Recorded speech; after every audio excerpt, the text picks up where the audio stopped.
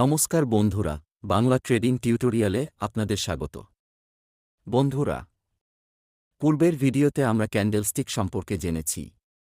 আজকের আমরা জানব টেকনিক্যাল অ্যানালাইসিসে ব্যবহৃত কয়েকটি গুরুত্বপূর্ণ চার্ট প্যাটার্ন সম্পর্কে। তো চলুন বন্ধুরা, শুরু করা যাক।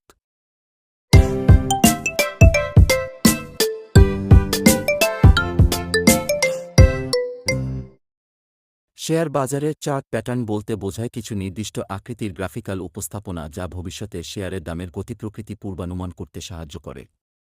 চার্ট প্যাটার্নগুলি সাধারণত দুটি প্রধান শ্রেণীতে বিভক্ত: এক কন্টিনিউয়েশন প্যাটার্ন এবং দুই রিভার্সাল প্যাটার্ন। এক কন্টিনিউয়েশন প্যাটার্ন। এই প্যাটার্নগুলি নির্দেশ করে যে বর্তমান প্রবণতা অব্যাহত থাকবে, যেমন ফ্ল্যাগ, পেন্ডেন্ট, ট্রায়াঙ্গেল। দুই রিভার্সাল প্যাটার্ন। এই প্যাটার্নগুলি নির্দেশ করে যে বর্তমান প্রবণতা পরিবর্তিত হবে, যেমন head and shoulders, double top এবং ডাবল বটম, ট্রিপল টপ এবং ট্রিপল বটম। এই প্যাটার্নগুলির মাধ্যমে প্রধানত টেকনিক্যাল ট্রেডাররা শেয়ারের বাজারের গতিপ্রকৃতি বিশ্লেষণ করে বিনিয়োগের সিদ্ধান্ত নেন। ভিডিওটি এখানেই শেষ করছি, ফিরে আসছি আবার একটু নতুন ভিডিও নিয়ে। ভিডিওটি ভালো লাগলে লাইক এবং শেয়ার করবেন এবং অবশ্যই চ্যানেলটি সাবস্ক্রাইব করবেন। ধন্যবাদ।